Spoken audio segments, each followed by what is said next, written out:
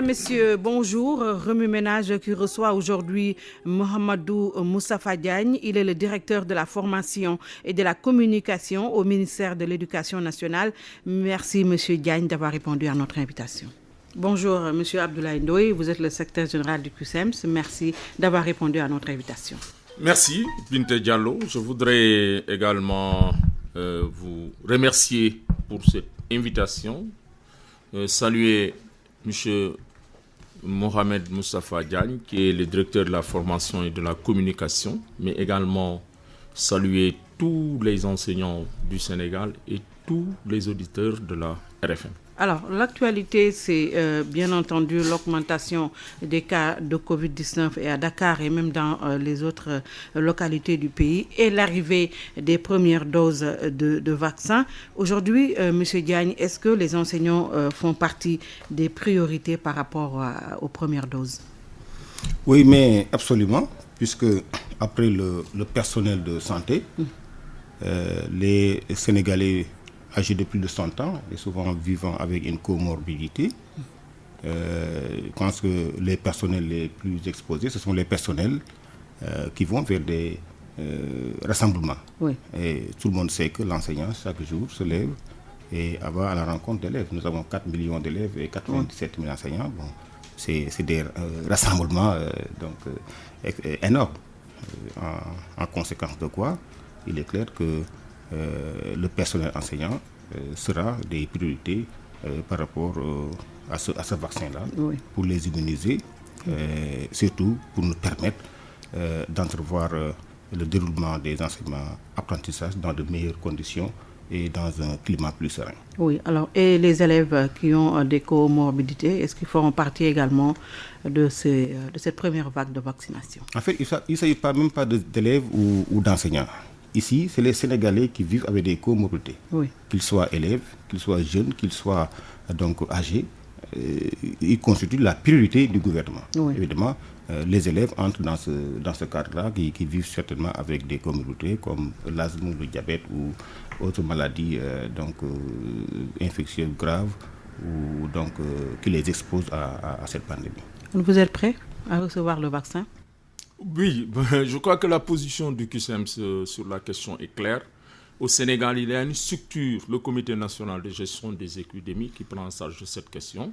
Maintenant, nous attendons pour voir. En tout cas, nous avons toujours dit, et nous le répétons, parce que notre position a toujours été une position responsable, claire et précise, qu'il faut tenir compte de tout ce que nous faisons de l'avis déterminant du Comité national de gestion des épidémies. Oui. Parce que c'est une affaire d'experts, oui, et je crois qu'ils sont... c'est vrai qu'ils ont été formés pour ça, et donc il faut tenir compte de leur avis déterminant. Oui. D'autant plus que vous avez annoncé récemment que le corps enseignant a été très impacté par le coronavirus. Vous avez même dit qu'il y a 20 enseignants qui ont perdu la vie. Ce que, bien entendu, s'est inscrit en faux, M. Diagne, pour dire qu'il n'y a qu'un seul enseignant qui est décédé du Covid-19. Sur quoi vous êtes basé pour donner ce chiffre? L'un est mort. Oui, bon, je comprends la position de M. Mohamed Moustapha Diagne. Oui. Il est dans son rôle. Il est dans son rôle, il défend la position du ministère. Parce que le système éducatif, c'est un système. Chacun joue son rôle. Nous sommes des organisations syndicales, mais nous sommes des citoyens. Nous sommes des patriotes. Notre rôle, c'est un rôle d'alerte et de veille. Notre rôle, c'est de remonter les bonnes informations. Notre rôle, c'est de défendre le système éducatif. Je dois rappeler que les enseignants sont victimes d'une indifférence totale. Alors que leur métier, c'est un métier difficile, très difficile. On ne se soucie pas des conditions de travail et de vie des enseignants. La preuve, lorsqu'il s'est agi de convoyer les enseignants pour la reprise, tout le monde a constaté. C'était le désordre, c'était la cacophonie. Finalement, la Dakar Demdik et le ministère se renvoyaient la balle. Malgré tout, les enseignants ont accepté d'aller rejoindre leur poste dans des conditions difficiles. Et à l'époque, nous avons alerté pour dire que ce rassemblement risque de favoriser la propagation du coronavirus. L'autre aspect également, c'est que nous sommes un syndicat, nous sommes représentés dans tous les établissements du moyen secondaire du Sénégal. Et nous sommes structurés au niveau départemental. Je me rappelle, l'ancien ministre, lors d'une rencontre officielle, avait dit, je le cite, le CUSEMS est un syndicat crédible et sérieux. Crédible et sérieux. Alors, vous vous êtes basé tout ce sur que quoi nous pour dire faisons qu'il y est a eu basé, 20 c'est morts? remonté, Oui. j'en viens. Oui. J'ai dit, quand un syndicat est crédible et sérieux, use de la méthode et de l'organisation, tout le monde sait, on ne se lève pas pour donner des informations qui ne sont pas vérifiées. Pour votre connaissance, Madame Diallo, je rappelle à M. Diagne qu'en 2017, le CUSEMS avait dit qu'il y a une fuite au baccalauréat. On nous a dit que ce n'est pas vrai. Mais ceux qui l'ont dit ne sont pas sur le terrain. Ils ne connaissent pas la réalité du terrain. Ils nous ont dit, nous avons déposé une plainte contre X. Moi qui vous parle, j'ai été convoqué à la gendarmerie. J'ai été entendu. J'ai confirmé et j'ai demandé aux collègues qui avaient les portables d'aller déposer les portables. Par la suite, qu'est-ce qui s'est passé? Non seulement il y avait une fuite en philosophie, mais la fuite était généralisée. Nous sommes en contact permanent avec les enseignants. Quand les enseignants sont malades, ils s'adressent à leurs responsables syndicaux. Les 10 enseignants qui étaient testés positifs à Ziguinchor, le coordinateur, c'est un membre du CUSEMS. On les a accompagnés jusqu'à la mutation. Ils étaient logés à Bignona. Leur site, nous avons été informés. Et en bien des choses, c'est nous qui informons l'autorité académique. Maintenant, j'ai compris. Et c'est quand j'ai entendu la réaction, moi, ça ne m'a pas fait ni chose. Je crois que l'opinion publique, les Sénégalais épris de justice, honnêtes et sérieux, ont déjà arbitré. Oui, alors... Je termine. Oui. Hier, on était à 795 décès. À la fin du mois de décembre, on était presque à 300. Il y a eu un bond, on est à 795. Aujourd'hui, on nous parle de 13 morts. Oui. C'est-à-dire que nous sommes presque à 800 morts. Mais si on prend la population du Sénégal, c'est une population qui tourne autour de 16 millions d'habitants. La population scolaire représente un peu plus du quart de la population sénégalaise. Quand nous disons qu'il y a une vingtaine, certains nous ont dit, vous avez sous-estimé le nombre de morts. J'ai dit, moi qui vous parle, j'ai été à des obsèques des collègues décédés de la Covid. Malheureusement, et c'est là où c'est dangereux. Parce qu'on a dit ce qui est scandaleux dans le scandale, c'est de s'y habituer. Oui. Parce que quand on dit un mort, alors que dans la région de Thiès, seulement, il y a 2 chefs d'établissement et 2 enseignants qui sont décédés. Vous me direz oui, est-ce que vous pouvez citer leur nom? Je dis au nom de l'éthique. Comme nous sommes dans une société stigmatisante, vous venez de suivre la communication du ministère de la Santé et de l'Action sociale. C'est scandaleux. On ne citera jamais leur nom. Oui. Alors, ce qui veut dire que vous maintenez les 20 morts. Non, je dis... Monsieur Diagne. Il y en a même plus. Parce que nous, c'est les informations que nous avons. Oui. Monsieur Diagne a dit qu'il y a un seul enseignant qui est décédé du Covid. Oui, vous avez raison. Nous devons donc remettre tout cela à des proportions justes et vérifiables. Nous sommes très organisés au sein de l'État du Sénégal en ce qui concerne cette pandémie à l'école depuis le 16 mars. Le ministère de l'Éducation nationale a mis en place un comité interministériel qui travaille en relation avec le comité national de gestion de l'épidémie. Non seulement ce comité est répercuté au niveau régional et au niveau départemental pour suivre quotidiennement les cas de contamination, éventuellement des cas de décès. C'est dire que c'est une situation que jusqu'à présent nous maîtrisons. Je voudrais également souligner qu'à mon avis, il ne serait pas judicieux de catégoriser des morts sur les enseignants, puisque nous ne sommes pas la seule corporation à être exposée. Il y a dans cette bataille, dans cette guerre, je devrais dire, le personnel de santé qui est en première ligne. Aucun des syndicats donc de ce secteur ne s'est mis en exergue pour étaler un nombre de morts. Oui. Ça, c'est d'un. Ensuite, il nous faut avoir une approche holistique. Tous les Sénégalais sont exposés. Même le vendeur qui reçoit des clients, il est exposé. Le journaliste avec son micro, avec les interviews, est exposé. C'est une guerre. Nous devons rester uniques. Il y a que tous les Sénégalais sont exposés. Et parmi ces Sénégalais-là, l'enseignant qui fréquente des rassemblements quotidiennement, 6 jours sur 7. Je voudrais dire également à l'endroit, je reconnais que le QSEMS quand même est un syndicat très sérieux, qui l'a prouvé, qui est allé à des élections, qui a une représentativité et qui est un syndicat de cadres. À l'endroit de M. Ndoye aussi, nous attestons des informations qui nous viennent du Comité national de gestion des épidémies. Ouais. Alors, ce comité national-là n'a pas relevé une vingtaine de morts parmi les enseignants. Il y a même plus. Non, il y a même plus. Non, c'est ça. Il n'y a pas de 20 morts parmi les enseignants. Nous ne pouvons pas cacher... Il y a un seul. Nous ne pouvons pas cacher cette information.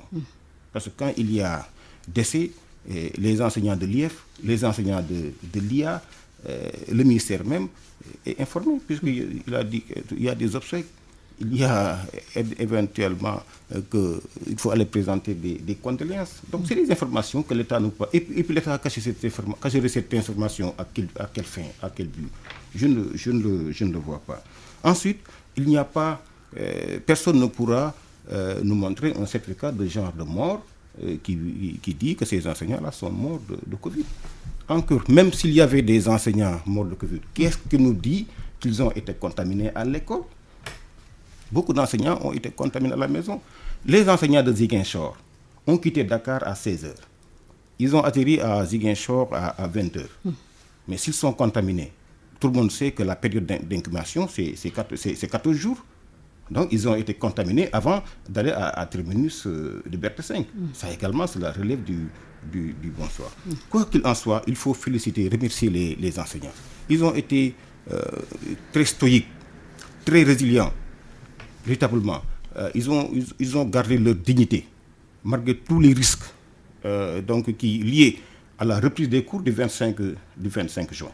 Mais nous avons pu dérouler nos cours du 25 au 30 septembre, organiser nos examens. C'est parce que ces enseignants-là ont compris l'enjeu de l'école dans cette histoire de pandémie. Heureusement, parce qu'aujourd'hui, personne ne peut vous dire quand est-ce que cette pandémie-là va s'estomper. Personne. Donc, si nous devions arrêter notre pays, mais c'est-à-dire nous créerions une autre pandémie que nous allions certainement vivre les conséquences d'ici 20 ou 30 ans, puisque tous ces élèves qui ont réussi à leur examen, qui sont à l'université, leur bac, ou bien dans les universités à l'étranger, tous ces enfants-là qui ont leur BFM, nous avons pu aujourd'hui accueillir 500 000 élèves du CI. Parce que simplement, nous avons évité une année blanche ou invalide. Oui. Voilà donc la décision du ministre de l'Éducation nationale qui, depuis le début de la pandémie, M. Mamadou Talla a mis en place toutes ses équipes au niveau central, au niveau déconcentré. Et je vous dis, nous avons distribué presque 15 millions de masques. Récemment, le ministre a mis à la disposition des écoles 1,58 milliard pour acheter du matériel de protection. 5 millions encore de masques. Mais j'ai discuté hier avec l'IA de Kaffrine. Quand vous allez à l'intérieur du pays, vous quittez Dakar, vous allez à l'intérieur du pays. Donc, mais je vous dis, quand vous quittez les grandes agglomérations, mais si vous voyez un Sénégalais masqué, c'est un élève, personne ne porte de masque, hormis les élèves. C'est dans les écoles qu'on trouve un protocole sanitaire. Oui. Ce n'est pas dans nos maisons, ce n'est pas dans la rue, ce n'est pas dans les terrains de jeu. C'est dire qu'aujourd'hui, les élèves sont mis en sécurité. Oui, sauf qu'on a entendu beaucoup d'enseignants dire que le protocole sanitaire que l'État avait promis n'a pas été totalement respecté et que le respect des mesures barrières non plus, parce qu'il y a un déficit criant d'enseignants qui fait que la distanciation physique ne peut pas être respectée et que également dans beaucoup d'écoles, il y a un problème d'insalubrité, il n'y a pas d'eau. Tout ceci ne participe pas au combat contre le virus. Merci Binta. Je disais que il y a 795 décès hier. Aujourd'hui, nous sommes à 800 décès. Oui. Et que la population scolaire représente un peu plus du quart de la population du Sénégal. La structure par âge de la population, la répartition par âge, a montré que les jeunes sont plus nombreux que les adultes. Dans l'espace scolaire, qui est un espace réduit, cohabitent deux groupes de population, les jeunes et les adultes. Et nous avions dit que cette maladie se développe surtout chez les patients dont l'organisme est affaibli par certaines maladies, comme le diabète, l'asthme, l'hypertension. Et ils sont nombreux dans l'espace scolaire. Oui. Lors de la première vague, on avait demandé à tous les enseignants de déposer un certificat médical pour qu'il soit épargné. Mais lors de la reprise du 12 novembre, jusqu'à présent, ces gens vivent, ils sont dans les établissements, donc ils sont exposés. Quand nous disons qu'il y a plus d'une vingtaine de morts, c'est pour attirer, pour dire à l'autorité, attention, le danger pèse sur le secteur de l'éducation. Et nous avons été confirmés. D'autres ont dit, le chiffre que vous avez donné est en deçà. Je parlais de la région de Thiès, où il y a au moins 2 chefs d'établissement, au moins 2 étudiants, 2 enseignants. Dakar, ici, nous sommes allés rendre visite. Parce que quand les gens tombent malades, et c'est là aussi la responsabilité de l'enseignant. Les enseignants qui ont contacté le virus, ils nous appellent pour nous dire, moi j'ai été testé positif. Le vendredi, j'étais avec une collègue au téléphone, parce que j'étais dans le département de Tivaouane en tournée. Jusqu'à 14h, on était en contact, parce qu'elle cherchait à faire un test. Elle avait des difficultés pour faire le test. Elle m'a même dit, je t'autorise à citer mon nom. Je lui ai dit, je ne cite pas ton nom. Pour des questions d'éthique. Oui. Parce que l'éthique est fondamentale. Il y a 4 jours, un collègue a été testé positif. Il m'a dit, non seulement je suis testé positif, mais j'ai contaminé toute ma famille. Ça veut dire qu'il y a un lien qui nous lie à nos militants. Quand ils ont des difficultés, ils se tournent vers nous. Les enseignants qui avaient fait l'accident à Bunkiling, nous avons été les premiers à être informés. Ceux qui ont fait l'accident à Koungheul, nous avons été les premiers à être informés. Le ministère, c'est nous qui appelons Tala. Il m'entend pour lui dire à tel lieu, il y a un accident, il y a tel problème. Les enseignants en Djembering, victimes de violences, c'est nous qui avons informé l'autorité. J'ai parlé tout à l'heure de la fuite en 2017. Quand ce collègue-là, avant-hier, qui a été testé positif, qui a contaminé sa famille. Mais ça, le ministère n'est pas informé. Donc, quand nous le disons, ce n'est pas parce que nous... Et qui a peut-être contaminé les élèves, oui. Non. Et là aussi, il faut saluer l'attitude des enseignants. Oui. Dès qu'ils sentent qu'ils ont des symptômes, ils s'isolent. Ils vont à l'hôpital, ils nous informent. Nous prenons les dispositions, on les accompagne pour le test ou pour la prise en charge. Oui. Parce qu'ils ne veulent pas contaminer la société, ils ne veulent pas contaminer les élèves. Maintenant, par rapport au protocole sanitaire... Et si les enseignants avaient révélé, madame, tous les cas de contamination et les décès, ce serait la débandade. Parce que là aussi, je dois le dire et le préciser. Je crois que le QSEM, sa position est claire. Nous n'avons pas les prérogatives de fermer ou d'ouvrir les établissements. Oui. Ça, c'est une prérogative du ministère du gouvernement du Sénégal. Oui. Maintenant, le protocole sanitaire. Oui, la distanciation. Parce que l'autre aspect, c'est que nous ne sommes pas dans des bureaux. Moi, je viens le QSEM vient de boucler une série de tournées qui nous a conduits respectivement dans le département de Podor jusqu'à l'île à Morphil, à Kébémer, Gossas, Nioro, Bambey et récemment, je viens de Tivaouane. Et nous allons continuer parce que nous sommes sur le terrain. Même nous, si on n'avait pas fait ces déplacements, il y a des réalités que nous n'allons pas connaître.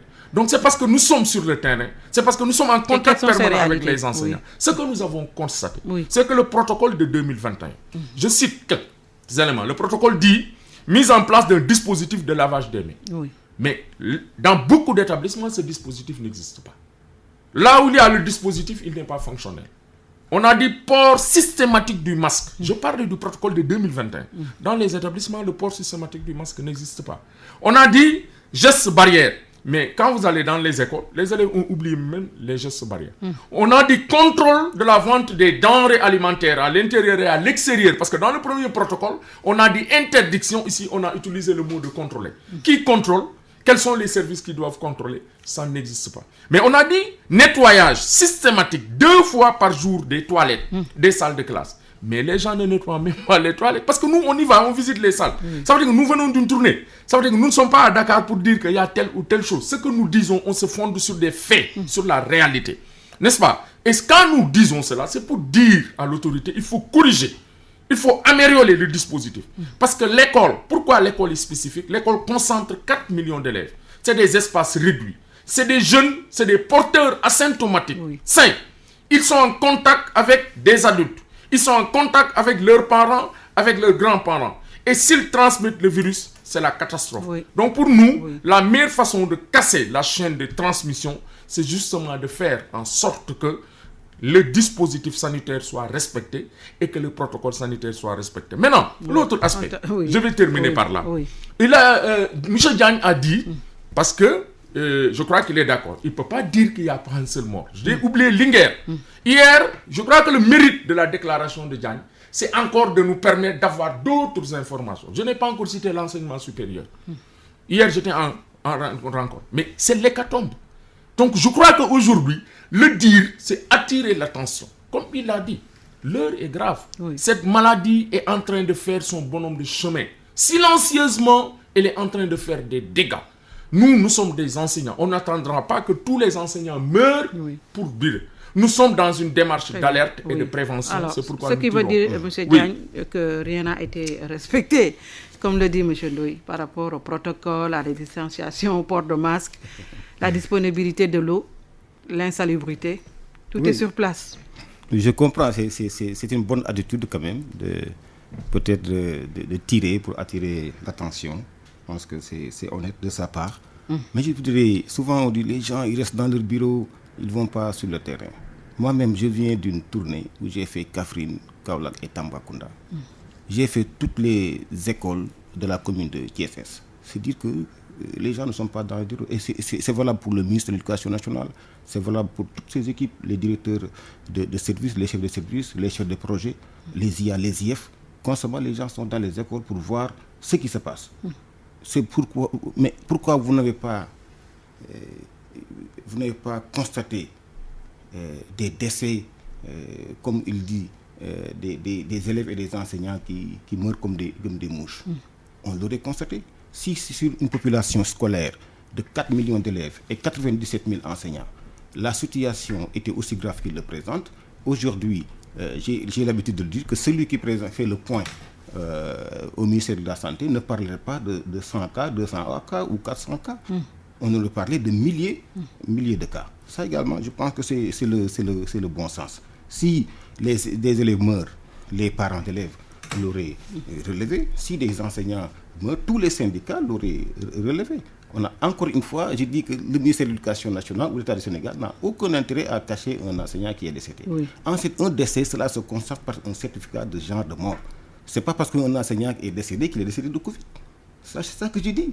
Les enseignants, ils décèdent par accident, par maladie, parfois même ils sont agressés, etc. à la suite d'agression. Ça, on le sait. Maintenant, M. Diagne, par rapport avant l'arrivée du vaccin, quand même, il y avait des préalables à respecter. Non, et sur le terrain, ce n'est pas pratiquement pas le cas. Même les morts dont on parle là, il faudrait quand même qu'on rende grâce à Allah. En France, mais c'est 80 000 morts. Aux États-Unis, c'est plus de 100 000 morts. Ailleurs, c'est des centaines de milliers de morts. Nous avons aujourd'hui 800 morts. 800 morts, c'est le nombre, c'est le nombre de morts par jour au Sénégal. Je vous dis. C'est le nombre de morts par jour au Sénégal. Non, pas au Sénégal, ailleurs peut-être. Non. Au Sénégal, il n'y a pas 800 morts par jour. Non, d'accord, vous vérifierez. Non, vous vous êtes trompé. Non, vous avez voulu dire ailleurs. Non, je dis bien. Au Sénégal, au minimum, 800 personnes. De façon globale. De façon globale. Oui. Voilà. 800 personnes meurent par jour. Je ne parle pas de Covid. Oui. Aujourd'hui, nous sommes à 800 morts. C'est que Dieu nous a véritablement préservé de cette pandémie-là. Mais si ça avait fait les ravages comme en Europe, mais aujourd'hui, si le virus avait le degré, la puissance que celui de l'Europe ou de l'Amérique, aujourd'hui, comme l'avait dit Guterres, on compterait de millions et des millions de morts en Afrique, puisque nous ne sommes pas préparés à contrer d'une telle pandémie. Maintenant, sur le protocole sanitaire, vous savez, je reconnais qu'il fut un moment où il y a un relâchement général au niveau du pays. Et ce relâchement-là a contaminé l'école. En son temps, le ministre de l'Éducation nationale, je vous dis tout de suite, a pris les mesures idoines, a instruit les IA et les IF, les chefs d'établissement, les directeurs d'école, à se reprendre, à donc faire en sorte que ce protocole-là soit repris et respecté à l'école. C'est pourquoi, tantôt, j'ai évoqué 1,58 milliard, et ça, c'est juste avant les vacances de janvier, mis à la disposition des écoles, 5 millions encore de masques, et donc mis à la disposition. Mais cette surveillance, ce protocole sanitaire-là, mais nous devons le partager. Quand l'enfant est dans la cour de l'école, mais c'est le surveillant qui doit le surveiller. Quand il est dans la classe, mais c'est l'enseignant, c'est le professeur qui doit faire respecter le protocole sanitaire. À la maison, c'est le parent d'élève. Et je dis aussi aux parents d'élèves, ils ne peuvent pas faire l'économie d'acheter des masques. Même si l'État donne 2 masques, 3 masques, bon, votre enfant, il est de votre devoir de le protéger. Le masque, cela coûte 100 francs et les 50, donc la boîte de 50 coûte 2500 francs. Donc je pense que c'est un combat que tous nous devons protéger, que nous devons porter. Et c'est un suivi quotidien, puisque le ministre de l'Éducation nationale ne peut pas entrer dans les classes. Celui qui est dans les classes, c'est l'enseignant. Oui. Celui qui est dans la cour de l'école, c'est les surveillants.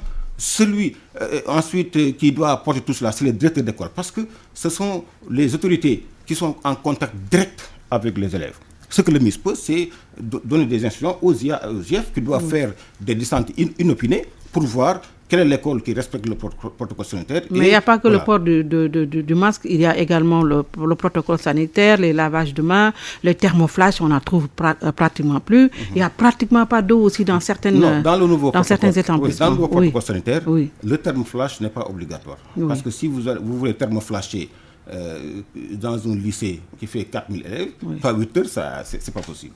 Ensuite, la distanciation physique également n'est pas obligatoire. C'est recommandé. C'était obligatoire quand on était à 550 000, mais aujourd'hui nous sommes à 4 millions d'élèves. Ce n'est pas obligatoire dans le nouveau protocole. Maintenant, nettoyer des toilettes. Il n'y a pas d'eau. Non, l'eau, c'est une question d'organisation. C'est vrai, moi, j'ai servi dans une école, il n'y avait pas d'eau. Le matin, ce sont les populations qui s'organisent pour nous fournir en eau. C'est comme ça que ça se passe. Parce que dans chaque école, dans chaque établissement, il est mis en place un comité de gestion. Ce comité de gestion-là s'occupe de l'école. Dans les écoles... Mais c'est quand même grave que dans une école qu'il n'y ait pas d'eau aussi, M. Diagne. Non, c'est ça que je dis. Même s'il n'y a pas le Covid, il y a des écoles qui ont été construites dans le cadre du Fast Track. Évidemment, des toilettes ou bien de l'eau n'ont pas été prévues. C'est cela. Donc, nous ne le nions pas. Nous ne le nions pas parce que également nous sommes dans un pays qui a aux ressources très limitées. Nous vivons les affres d'un pays sous-développé. Ça aussi, il faut le comprendre. Mais je dis, à chaque fois qu'une école est implantée quelque part, l'école se trouve dans une communauté. Il y a ce qu'on appelle la communauté éducative. Et nous sommes très bien organisés. S'il n'y a pas d'eau, ce sont les populations qui s'organisent pour alimenter l'école en eau. C'est comme ça que ça se passe. Maintenant, le nettoiement de l'école, de façon générale, mais relève de qui? Du chef d'établissement, du directeur d'école. Le ministre de l'Éducation nationale ne peut pas appuyer de savoir quelle est l'école qui a été nettoyée ou non. Ça, c'est la responsabilité directe du chef d'établissement ou du directeur d'école. D'autant plus que des ressources sont mises à la disposition de ces écoles-là. Les ressources de l'État, ensuite des ressources qui préviennent des cotisations des parents d'élèves, si c'est le primaire, ou bien des frais d'inscription. Quand vous avez 22 millions avec votre intendant ou bien votre gestionnaire, quand vous avez 20 millions, vous ne pouvez pas nous dire que vous ne pouvez pas nettoyer donc des toilettes. Ça, vraiment, c'est des questions qui relèvent de la responsabilité directe de ceux qui gèrent l'école. Et le ministre de l'Éducation nationale a fait ce qu'il devait faire. Maintenant, il appartient aux IEF, parce que dans ce que les syndicalistes disent, il y a quelque chose de vrai. Il ne faut pas dire que non, ici, il y a quelque chose de vrai. Mais c'est souvent également ceux à qui on confie les écoles qui doivent faire des efforts. Et qu'est-ce qui a été fait pour les abris provisoires? Vous nous aviez promis quand même qu'il n'y aurait plus d'abris provisoires, mais à ce jour quand même... On a mis en place ce qu'on appelle le PROSAP, le programme de réduction des abris provisoires. Quand nous arrivions en 2012 avec le président Macky Sall, il y avait plus de 8000 abris provisoires. Nous en avons éradiqué jusqu'à 6369. Et pas beaucoup, hein? Oui, non, plus de 2000. Alors, lorsque nous avons mis en place ce PROSAP-là, Parce que les abris provisoires, il faut comprendre que c'est des murs à faire, c'est des classes à construire, mais c'est des blocs d'hygiène, c'est des blocs administratifs. Nous avons remplacé à ce jour, parce que le PROSAP, c'est 4 lots de construction. Le premier lot a démarré. Nous avons remplacé 1758 abris provisoires, salles de classe, 1198 blocs administratifs, 643 blocs d'hygiène et construit 51 212 mètres linéaires de murs. C'est-à-dire que nous faisons des choses. Mais les abris provisoires, pour comprendre, nous avons la première mesure, c'est la plus importante, c'est en amont de couper la source. La source, c'était quoi? C'est qu'il y avait souvent de nouvelles créations de collèges, de lycées, alors qu'il n'y avait pas de classe physique construite. Donc, désormais, le ministère n'autorise plus ces créations-là si des classes construites ne sont pas justifiées. Maintenant, d'ici 2024, d'ailleurs, récemment, le chef de l'État est encore revenu sur la question, a instruit le ministère de l'Éducation nationale d'accélérer ce programme-là, pour que dans les meilleurs délais, nous puissions résoudre ce problème. Mais vraiment, nous avons commencé le travail. Oui. Je sais que vous allez réagir par rapport à tout ça, mais également, on a constaté que les préavis de grève ont repris. Qu'est-ce qui se passe? Avant de parler des préavis, à entendre parler M. Diagne, j'ai compris qu'il ne maîtrise pas les réalités du terrain. Parce que M. Diagne doit comprendre qu'il y a un déficit d'enseignants criard, déficit de tablement, déficit de classe, réduction des crédits horaires. C'est la cause de la grève des enseignants au lycée Richard Toll. Et dans beaucoup de lycées de Dakar, le déficit a fait qu'on a réduit. La conséquence, c'est la surcharge de travail. Maintenant, qui doit contrôler? Quand on a un déficit de surveillants, déficit d'enseignants, on pense plus à tenir les classes qu'à surveiller. Mais les enseignants, ça, ils n'ont même pas attendu les instructions.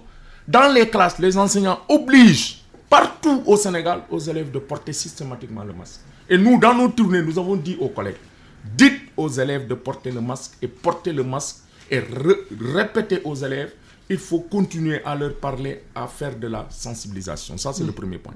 Deuxième aspect, sur les morts, je crois que quand j'ai entendu Diagne, j'ai compris pourquoi il dit qu'il y a un seul mort. C'est-à-dire qu'il sous-estime le nombre de morts. Parce qu'un seul mort, c'est très grave. Quand on a 800 morts, c'est l'hécatombe. Personne n'aurait pensé que nous serons à 800 morts. Et je rappelle que le Sénégal est aujourd'hui dans la liste rouge. Parce que à 800 morts, mais c'est pas petit. On vient de nous annoncer 13 morts. Donc j'ai compris quand il dit ça, il le dit parce que pour lui 800 morts, c'est pas beaucoup. Non, il faut pas comparer nos 800 morts aux 80 000 morts. En France, ils font 60 millions d'habitants. Si on prend les ratios, le Sénégal fait 16 millions d'habitants. Les États-Unis font plus de 300 millions d'habitants. Donc si vous posez ça en ces termes, c'est pas bon. C'est pas une bonne comparaison. Et on ne compare pas des morts. On ne veut pas d'un seul mort. Ce que nous voulons, c'est casser la chaîne de transmission. Donc là, j'ai compris. L'autre aspect, quand il dit les certificats de décès, je crois que je conseille de lire le livre de Bernard Oernik, Éthique et déontologie médicale. Il dit il n'y a pas de soins sans confidence, de confidence sans confiance, de confiance sans secret médical. Le secret médical est un pilier dans l'exercice de la médecine. Et c'est un droit fondamental du patient. Mais il y a des impératifs. Quand l'intérêt du malade est en jeu ou il y a des questions de santé publique. En France, le 4 mai 2000, le Sénat a pris une mesure pour pouvoir identifier ceux qui ont contracté le virus et les cas de contact. Cela veut dire quoi? Nous sommes dans une société stigmatisante. Vous savez, quand quelqu'un tombe malade, si les enseignants s'étaient amusés ici à Dakar à donner les établissements où il y a des cas de Covid, on allait fermer les établissements. L'année dernière, on a géré ici un cas douloureux avec l'autorité à Dakar. Je suis en train de gérer des cas dans beaucoup de localités. Pratiquement la nuit, on ne dort pas. Parce que souvent, quand les collègues sont testés positifs, il faut les accompagner, il faut les encadrer, il faut la prise en charge, il faut discuter avec eux. Donc, par éthique et déontologie, nous ne pouvons pas, même les familles ne peuvent pas le faire. Mais j'ai compris, quand vous sous-estimez 800 000 morts, vous allez sous-estimer 20 morts. Maintenant, l'autre aspect, c'est par rapport aux revendications. Oui. Ça veut dire que nous avons déposé, avant notre préavis, le QCEMS a déposé une lettre d'alerte. C'est la démarche d'alerte depuis le 8 novembre pour dire aux autorités, attention, dès lors qu'on a repris, le Covid ne doit pas être un prétexte pour ne pas régler les problèmes de l'école. La question des indemnités du bac et des prêts d'MC, le président en a parlé. Oui. Il a dit, le ministre a donné des instructions, mais le président a donné des instructions, les instructions ne sont pas respectées. Parce que paiement des bacs, c'est des frais de déplacement. Vous n'avez jamais entendu un ministre, un député, un directeur réclamer des frais de mission. Pourtant, le président en a parlé en Conseil des ministres. Il s'y ajoute également, je crois que M. Diagne va répondre, les mises en position de stage. C'est l'occasion aujourd'hui, tous ceux qui sont mis en position de stage sont à l'écoute. L'année dernière, on s'est battu, il le sait. On est passé de 50-60 à 199 mises en position de stage. Ils se sont inscrits. Depuis l'année dernière, on n'a pas démarré la formation. Dans un premier temps, on nous a dit qu'ils seront formés à distance. Nous avons dit, OK. Après, ils nous ont dit que ce n'est pas possible. Parce que l'enveloppe, ce que la FASTEF demande... Pour gagner du temps, cette question est réglée. Ils seront convoqués par la FASTEF la semaine prochaine. Quel jour? La semaine prochaine, la question est réglée. Oui, donc, c'est vrai. Donc, c'est important parce qu'ils nous écoutent. Donc, comme ils seront convoqués, réglé, le directeur de la formation l'a dit, nous allons acte tenir. Maintenant, l'autre aspect, c'est les revendications. Mais les lenteurs administratives persistent toujours. Et les lenteurs bloquent la carrière des enseignants. On ne peut pas compétir, on ne peut pas avancer. La conséquence cette année, l'objectif de 10 000 mises en solde, c'est un objectif du gouvernement n'a pas été atteint. Il y a les rappels, il y a des lenteurs. Parce que dans le protocole d'accord de 2018, le président avait dit, en 3 ans, je vais éradiquer, je vais apurer tous les rappels. Ici, ajoute la question du système de rémunération, c'est une question de justice sociale et d'équité. Je le répète toujours, c'est le gouvernement qui a fait l'étude, l'étude a montré qu'il y a des inéquités et des disparités qu'il faut corriger. Le reversement, je termine par là, le reversement des MEPS, dans le corps des professeurs de collège. Depuis 10 ans, nous courons derrière ça. La question des administrateurs scolaires, on en a discuté, c'est des projets, donc le protocole est là. Je crois que le président a dit, dans son discours du 2 juin, nous devons mener le combat contre le coronavirus, mais nous devons assurer une éducation de qualité aux enfants. Je rends hommage ici aux enseignants, ces soldats du savoir, qui fièrement ont accepté d'être en première ligne. Dans l'armée, première ligne, c'est les combattants qui lancent l'assaut contre la guerre sanitaire. Très bien. La meilleure façon maintenant pour le président de rendre hommage à ces soldats, comme il le dit, c'est d'honorer ses engagements, de payer les indemnités et de mettre les enseignants dans de bonnes conditions. Chaque année, il y a des doléances. Parce que les accords ne sont pas respectés. Voilà, merci. Bon, il m'a attaqué un peu sur, les 800 mois. Sur la maîtrise d'abord des questions liées à l'éducation nationale. Monsieur Ndoye, la dernière réunion à laquelle j'ai assisté avec le ministre de l'Éducation nationale portait justement sur le déficit d'enseignants il y a une semaine. Donc c'est dire que ces questions-là, vraiment, nous les maîtrisons. Par rapport aux sur les morts, sur les morts, encore une fois, on ne sous-estime rien du tout. Mais je dis que Guterres avait dit qu'en Afrique, il y aurait des millions de morts. C'est parce que, 1, Dieu nous a préservés, et 2, le dispositif mis en place par le chef de l'État à travers le Comité national de gestion de l'épidémie a fonctionné. Sinon, évidemment, cette situation-là se serait produite. Maintenant sur les questions revendications, souvent il revient sur des choses peut-être que nous n'avons pas faites ou bien qui sont en cours. Je dis, les MPS, les mises en position de stage, c'est réglé. Nous avons pu trouver un accord avec FASTEF. Ce n'est pas encore réglé, c'est projeté. Non, c'est réglé, cette fois, c'est réglé. Non, vous nous avez dit ça plusieurs fois. Vous savez, on attend. Nous avons réglé avec D'accord, je vous fais confiance. Avec vous, nous avons réglé la question de la formation. De la formation des diplômes spéciaux. Nous avons réglé aussi d'autres questions. Donc, cette question-là, les mises en position de ça sont rassurées. Vous savez très bien que vous pouvez me faire confiance, parce que quand même, je n'ose pas venir ici. Il reste quelques minutes en tant que porte-parole de l'Éducation nationale, dire des choses que vraiment... Non, je vous fais confiance. Vraiment, c'est réglé. Mais faites-nous confiance quand on vous dit qu'il y a plus de 20 morts. Alors, sur le reste, Sur les lenteurs. Alors, les actes, il en conviendra avec moi. C'est vrai qu'il fut un temps où les actes s'étaient tellement entassés que véritablement, les enseignants en ont souffert. Mais depuis 2014, quand même, après l'opération coup de poing, c'est des milliers et des milliers d'actes qui ont été produits. Actes d'intégration, reclassement, des actes de mise en solde ou les rappels d'intégration ou de validation. Et chaque mois, c'est des rappels que l'État paie. Chaque mois, c'est des enseignants qui sont mis en solde.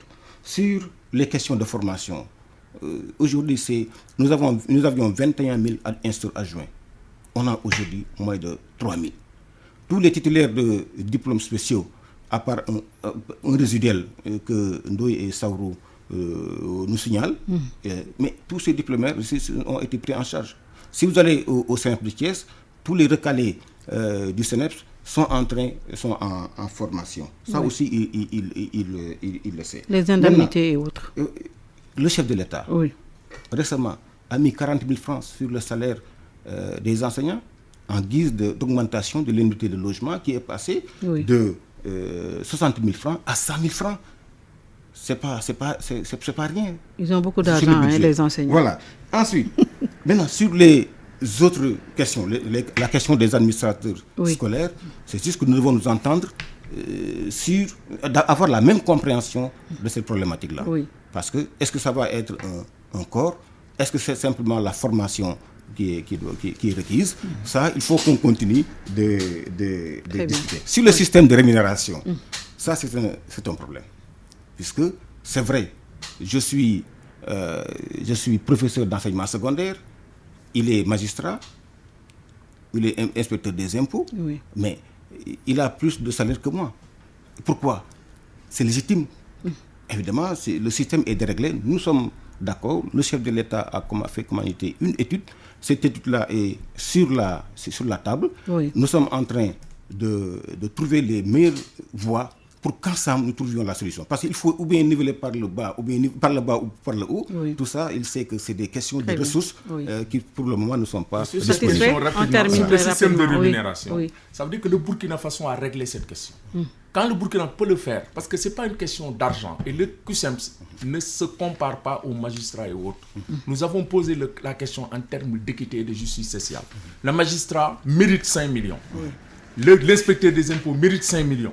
Mais un enseignant, comme disait Angela Merkel, qui a formé tout le monde, mérite également un salaire convenable, décent, nous sommes d'accord, en fonction de son rang. L'autre aspect maintenant sur les revendications, ce que nous attendons, par exemple les indemnités de logement, M. Diagne, quand le président donne des instructions en conseil des ministres pour les prêts d'EMC, je rappelle que pour les prêts d'EMC, ils sont en train de traiter les dossiers qui datent d'avril 2010. Donc il y a un retard. Et dans le protocole, on a dit que tous ceux qui ont reçu leur convention de prêt en 2016 vont recevoir leur prêt d'EMC avant septembre 2018. Sur l'enveloppe, il n'y a que le tiers de l'enveloppe qui a été versé. Et quand le président le dit, il a raison. Je crois que les instructions données par le président doivent être respectées. Les enseignants ont consenti beaucoup de sacrifices. Et c'est pour moi encore l'occasion de leur rendre un vibrant hommage à l'image du président. Et de dire au gouvernement du Sénégal que les enseignants, c'est des patriotes, comme il l'a dit. C'est des combattants, ils sont en première ligne. Ce qu'ils attendent, c'est une reconnaissance sociale et politique. Ce qu'ils attendent, c'est une sécurité. Ce qu'ils attendent, nous n'avons pas tout fait, mais nous avons beaucoup fait. Vraiment, depuis que le chef de l'État, le président Macky Sall est là, nous avons beaucoup fait. Et que le ministre de la fonction publique signe également les actes. Parce que quand vous demandez à un enseignant, il vous dit, j'ai mon projet. Mais c'est au niveau de la signature. Mais nous avons attendons la signature et la publication des actes.